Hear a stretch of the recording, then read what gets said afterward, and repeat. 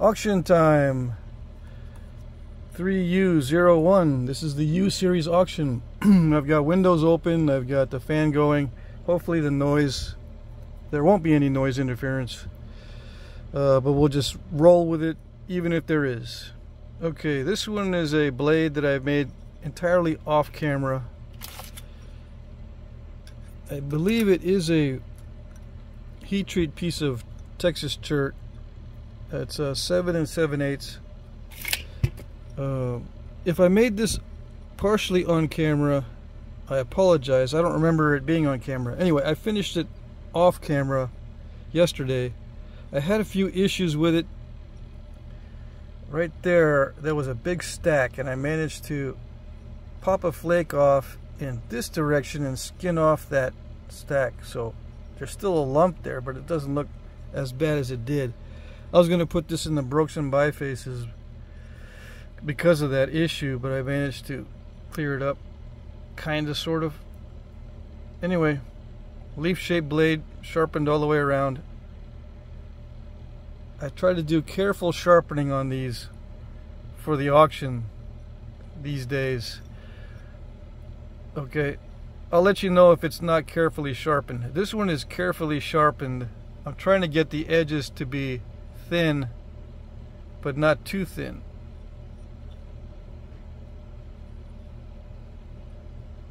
You know what I mean? So that it can be used without worrying about digging an extremely thin edge. I can get the edges thinner than this and straighter, but the pieces end up being more narrow and more delicate on the edge. Okay, so yeah, I think it is a piece of heat treated Texas chert.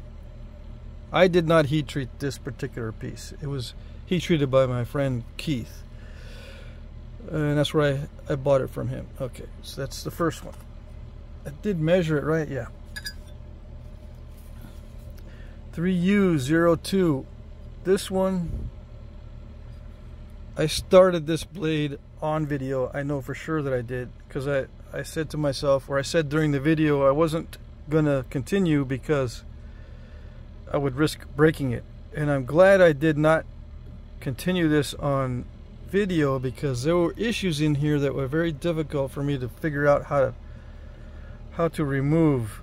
I did damage control on this as best I could. There were a couple of spots that I had no idea how I was going to fix these areas, but I managed to reduce the size of it, the overall size a bit, and then re-chip it. Okay.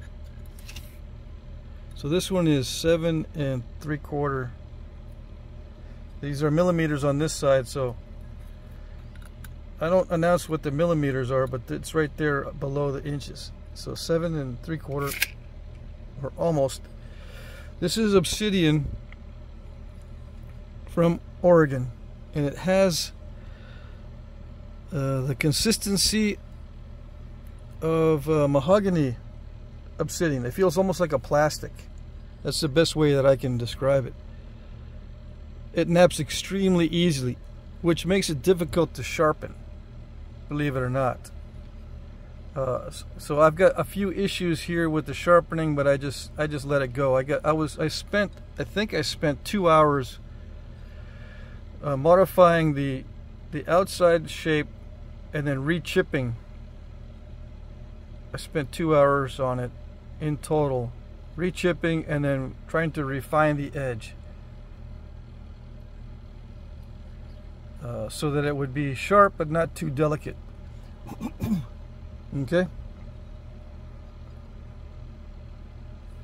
Now, don't worry about how much time I spent on it. I just want to let you know, in case you're curious. Don't worry about the number of hours I put in. You just bid according to how the results look. Okay. 3U03. This is an obsidian, banded obsidian. I don't know if you can see the bands in it. I think I napped this one completely off camera.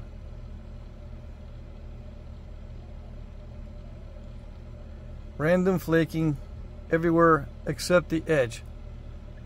This one I really spent some time on this also, to try to get the edge thin but not too delicate and nice and sharp.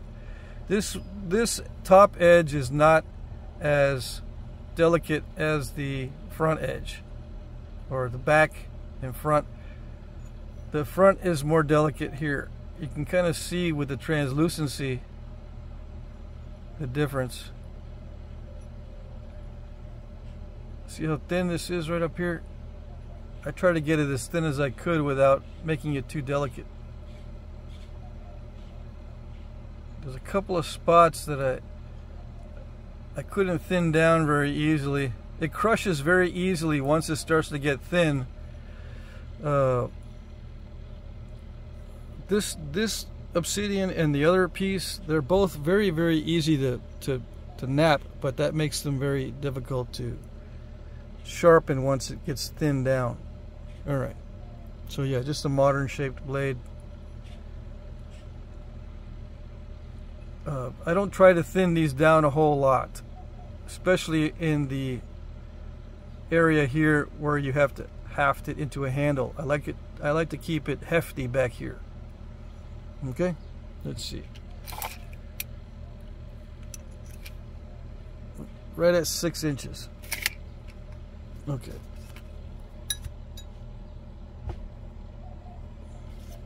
.3U04. I did this one completely on video. It is a heat treat, Georgia swirly chert, coastal plains, Flint River. It goes by several different names. Anyway, you can see this on video. Random flaking. I did take some time on the edges. I'm trying to be careful with the edge work and the pressure work these days.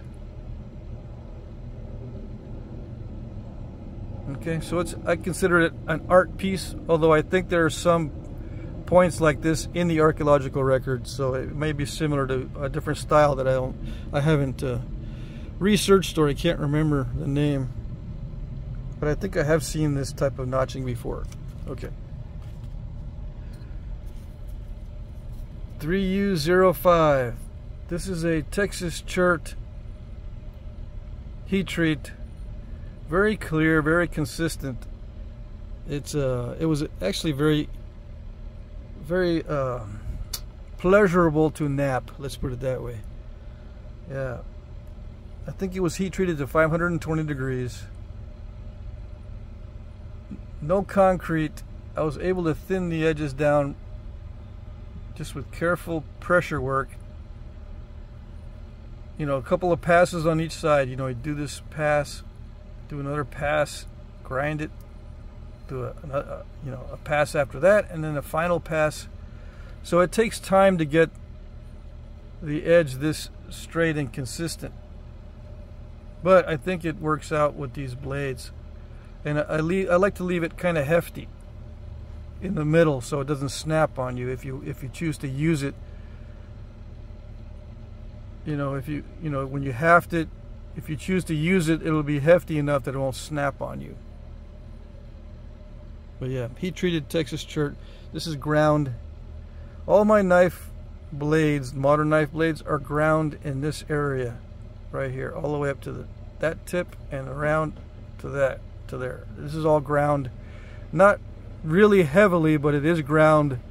So if you choose to wrap it tightly with some kind of cordage that's very thin, it won't cut the cordage. And also when you're handling it, you know, if you leave some of that edge exposed, especially down here, you won't be cutting yourself in case you accidentally put your fingers in that area. Okay.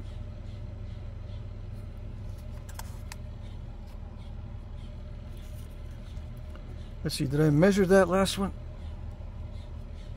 Probably not. I need to measure them first. Let's see. Little over 5 1/8. Okay.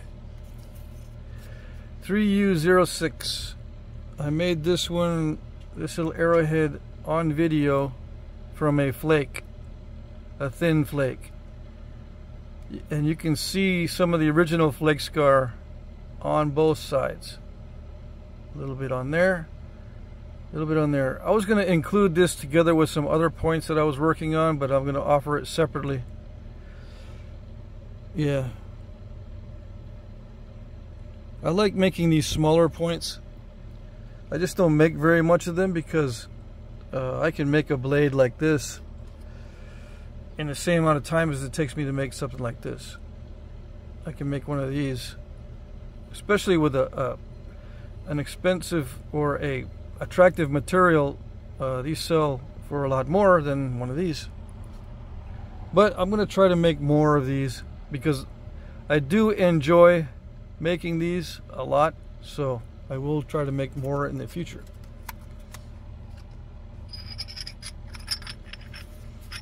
(3U07), 3 objects in this item number. Now, I made this one on video. This is the video point. I already forgot what it's called. Yeah, I already forgot, but it's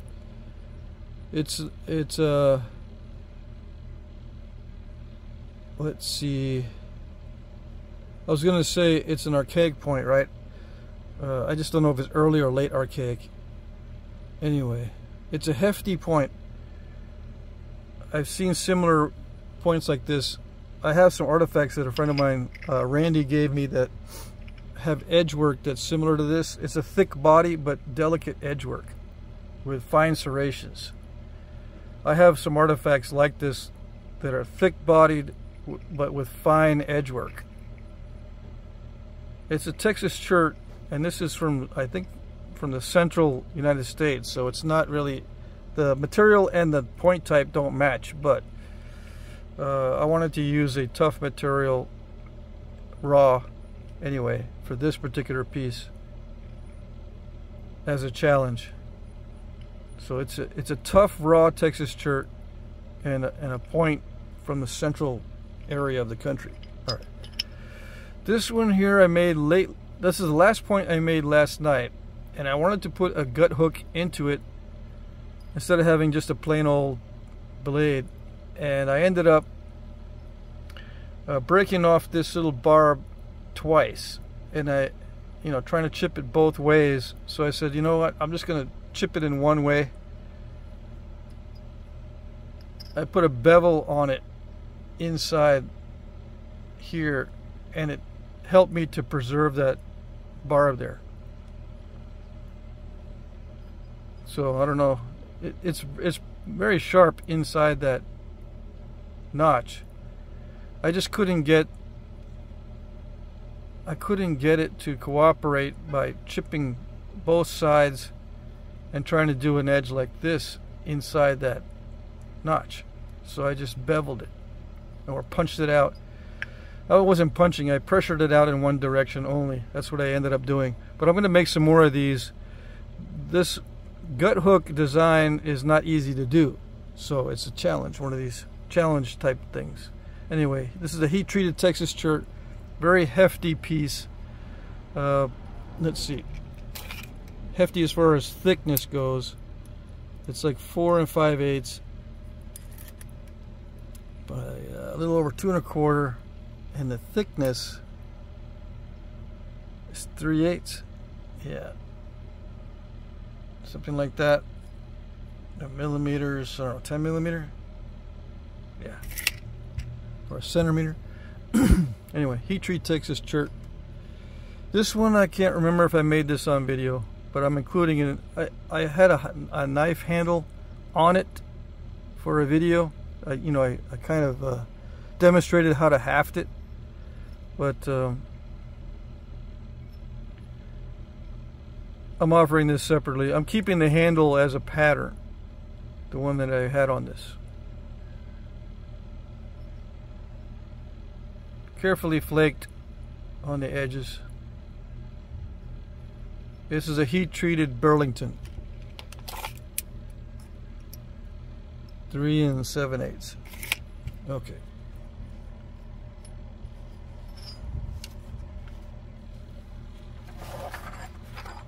All right, boxes.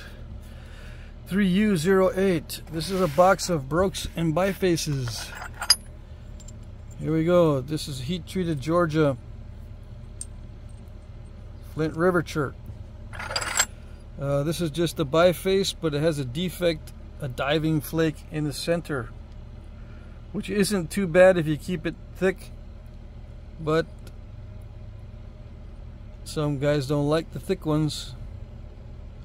I found it kind of difficult to nap without step fracturing, so I'm just including it in the brokes and bifaces. I've got some,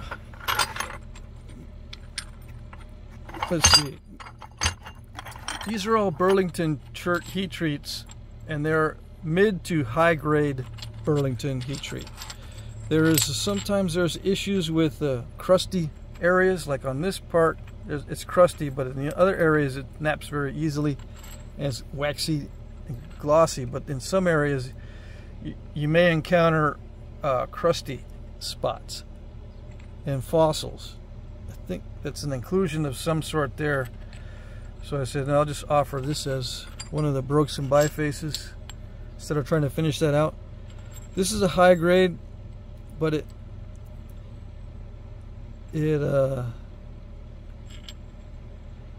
was I having trouble with this? I thought I was going to have trouble with it. I didn't have any trouble with this one. It should nap just fine. I'm just including it anyway.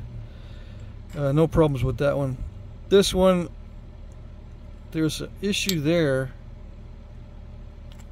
Let's see. I don't know if that's a crack in the material or that's just a weird flake. Anyway, this one should nap just fine. I just didn't get around to it. High grade heat treated Burlington.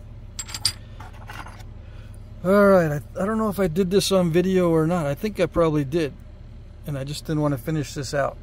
This large obsidian biface, high grade obsidian for sure. It's got bands in it, but it's not a banded type, I don't think, where there's definite, well, I don't know. I guess if you get it thin enough you can see the bands in it, but it's pretty nice stuff, both in terms of quality and the patterns in it. 6 3/4 by 3.5. The thickness of it is about a 1/2 inch. Well, no, let's see. Yeah, about a 1/2 inch in the thickest areas. No, 3/8. It was pretty easy to thin down. A little over 3/8 right there. Yeah, high quality stuff. I just didn't want to finish it out. I was afraid to break it, so I'll let you guys mess with it. Heat treat 520 degrees. I bought a bunch of this stuff. I probably never get around to napping all of it, so I'm just offering him. Alright, obsidian. This one is a triple flow biface. Let's see, let's measure it. Start measuring these. 3.5, 4 7/8. A little over 3.5, about 3.5, 4 1/4. Yeah, so you get an idea how big these are. My hands are small, so these are going to look bigger than they actually are. All right, this one is a common opal. I don't know where it's from. I forget. 2 3/4. Some of this is very glossy and slick and very easy to nap, almost obsidian-like. And then other areas, like right here, it's going to get dry and kind of crusty and a little bit steppy. The waxy, nice parts are also kind of steppy, but much easier to nap than this side. So it's not consistent all the way through. Just be aware of that. Broken piece of heat treat. Actually, I heat treated after breaking it. Georgia chert. Obvious flaw in this chert, but I was napping it anyway. Broke it. Heat treated Georgia shirt. It has a flaw in it right there, so I didn't finish it out. But I bifaced it partially, then heat treated it, and then tried to clear out a lot of this stuff. And I said, no, this is not going to be clearable without reducing a lot of the width. So I'm just stuck it in here. But yeah, it's a nice material. A little biface that I made of North Carolina rhyolite. Yeah, I'm just including it in here. I didn't want to finish it out. And this is a slabbed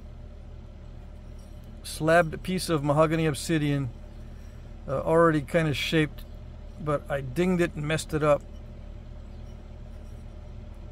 This was a gift, but I'm going to break this slab if I start to knap it. And I don't have the experience to skin this with a regular pattern or even with percussion.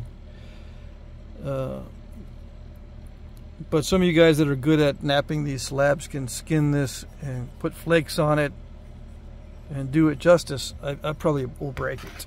All right.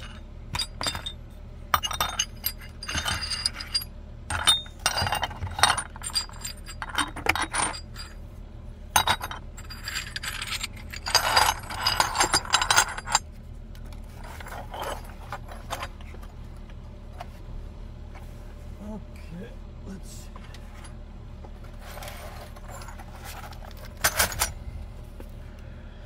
.3U09 box of flakes. Now these are just mixed flakes, mixed heat treat. So I'm not going to go in and look at all of the flakes. They should all be over 2 inches. Just all mixed heat treats. Various types. This is Burlington, this is Burlington, this is Texas stuff, Texas, Georgia, heat treat Burlington, Georgia, Texas, Georgia. All these lighter color flakes are all Texas, and they were from the blades that I was making. The blades like this, oops, you know, that comes off of the when I'm doing the bifacing on this kind of stuff. In preparation for those blades, I get all these flakes. So this is, some of these are pretty small. I included the debitage flakes. I call these debitage flakes, along with the larger flakes suitable for hunting points and stuff. Yeah, they're all kind of mixed together, different sizes. Yeah.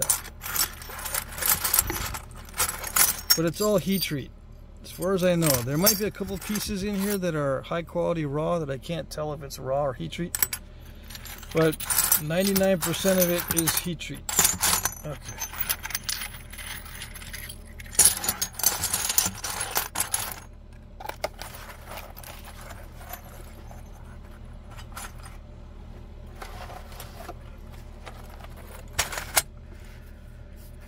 .3U10.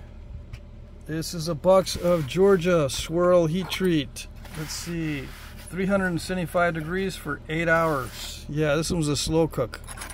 It's got some butterscotch in it too, and it turns that reddish color. Even the butterscotch turns that color. I guess the longer you leave the butterscotch in the heat, the more red it gets. So this is a combination of the butterscotchery Flint River shirt from Georgia and the swirl stuff. Okay, so just various size flakes. Some are a little chunky, but it's all heat treat. Okay. Now these pieces are going to look bigger than they really are because my hands are small. But just to give you an idea, it should all be more than 2 inches. Some of them are more than 3. No, I don't know. Let's see. I thought I put a couple of big ones in here. Yeah, let's see. Yeah, this is just slightly more than 3. Here we go. Yeah, 3 3/4. Got a few in here, or a couple in here like that.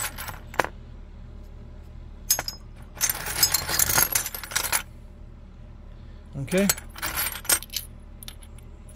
All right, so just various sizes. I think the smallest ones are like this.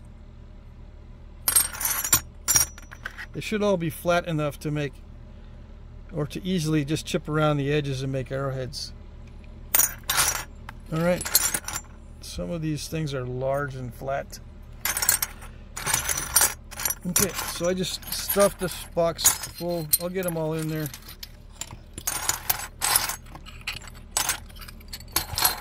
Even if it's a little bulgy, don't worry about it. Post office still delivers it even if it's a little bulgy. Okay.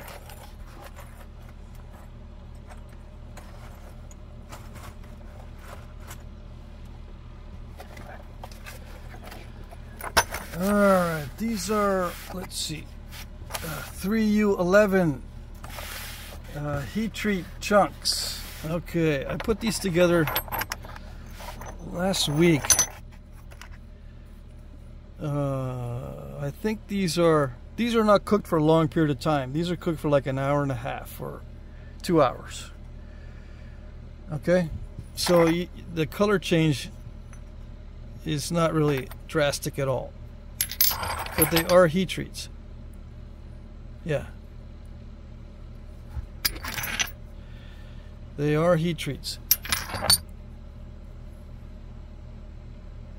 I was chipping on some of these last night just to get them manageable. You can kind of see the difference between the glossy and the original surface before the heat treat. There's a slight difference. So these are probably heated at less than 400. I've done several batches and they get mixed up, or I get mixed up. I can't remember the temperatures. But I've been heat treating these 400 or less for the most part. Now, I started heating them a lot hotter when I first got the Georgia chert, but these are all heated to 400 or less for 2 hours or less. All right, so they're a little bit tougher than the other heat treats. And there's some big chunks in here, or one big chunk. You're probably going to need it because there's some cortex and stuff in there. That one's about 5.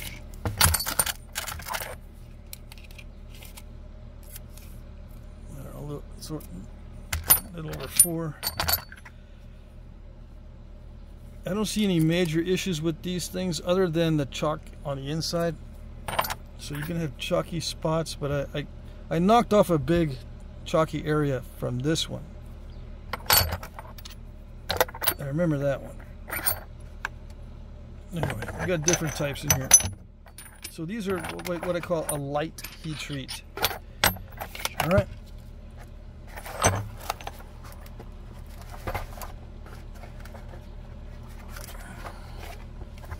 Last but not least, 3U12 box of heat treated bifaces. I just took these out yesterday. See, yesterday or the day before. 375, right? Yeah. This one was in for 8 hours. I'm not sure. Not all of these are heat treated at that length of time, but this one is for sure. All these others are either 2 hours or 8 hours, one of the two. They got mixed together because I had these stashed up for myself to nap later, but I'm not going to nap them later, so I'm going to offer them to you. These are mostly swirly type shirts, the Georgia swirly stuff. Okay, so you can probably tell which ones were heat treated for a long period of time and which ones were not, because of the difference in color. But same temperature, 375. I know that much because that's where I'm going with most of this stuff, either 375 or 400. I think these are all $3.75, just because I wrote down this here. Yeah. Okay.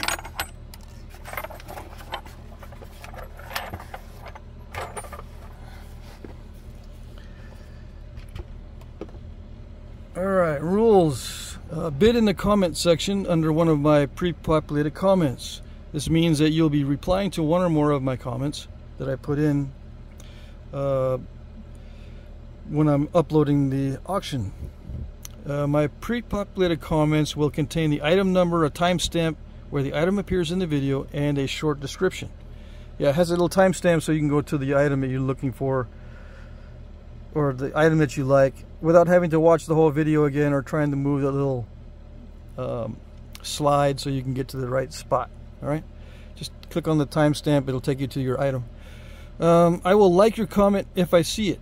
Sometimes comments are not always visible. It may take a while for me to like your comment, but as the time approaches the end of the auction, I will check more frequently. I have a demo on my tablet on video 3J on how to bid in the comment section. So if you are having trouble or you don't know how to bid in the comment section, just watch auction 3J, and I have a tablet demonstration. Hopefully the computers will work the same way. I'm pretty sure they do, and your phone will work pretty much the same way as well. Try not to bid at the last minute. I'm using YouTube's time tracker and it's not always accurate. It can be up to 2 minutes off. Please be aware of this. Shipping is free in the US. International shipping, however, is not free. It is discounted but not free. I will add the following amounts to your winning bid if you're an international bidder. Everything's through the post office, so first class package I'll add $10 for Canada, $20 everywhere else. Small priority flat rate box I'll add $20 for Canada and $30 everywhere else. And medium flat rate box $40 and $50. I will provide tracking numbers.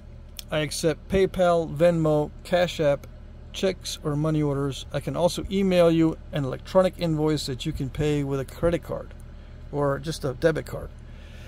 Winners will be announced starting at 9:01 p.m. Eastern Time, or 8 p.m. Central, or 7 Mountain, or 6 Pacific. Depends on your time zone. Okay? The auction ends at these times depending on your time zone. Like I'm at Central Time right now, so I'm going to start looking at announcing the winners at 8 p.m. Central. Okay? But if you're on the East Coast, it'll end at 9:01 for you. Okay? And so forth. All right. I will reply to your winning bid with this cut and paste thing here. Sold, thank you, item number, price. Please email me your name, address, etc. to jackcrafty2@gmail.com. This is very important for those who have not bid before. I need your information emailed to me. Okay? Not private messaged or anything like that. YouTube doesn't have private messages, so just be aware that you need to email me once you win, or I won't know who you are or where to send it to or how to make payment arrangements. Just pay attention to the comment section. I'll announce the winners and then you email me if you win. Okay? The guys have already done business with me. This is not necessary. You can do this every time, even if you've done business with me before, just to be safe. But I have a file where I keep everyone's information, and if you've already done business with me, I'll either send you an invoice or whatever the payment arrangements were before, and I already have your address. Okay. Let's see. There is a more complete description of the rules in the description box. If you have questions, please email me at jackcrafty2@gmail.com. Please look at my previous auctions to see how they work. If you're not able to reply or comment, you will not be able to bid. If you don't know how to reply or comment, please practice on another one of my videos. I will work with you via email if you're having issues with comments or replies. Okay, so that's the cheat notes on the rules. There's more. There's a more in-depth description in the in the description box. It's not too much longer than this. And yeah, just email me if you have any issues. Let's see, what else? I think that's it. I hope everyone had a good weekend and happy Father's Day. And thanks for watching, and I hope you enjoy the items, and good luck.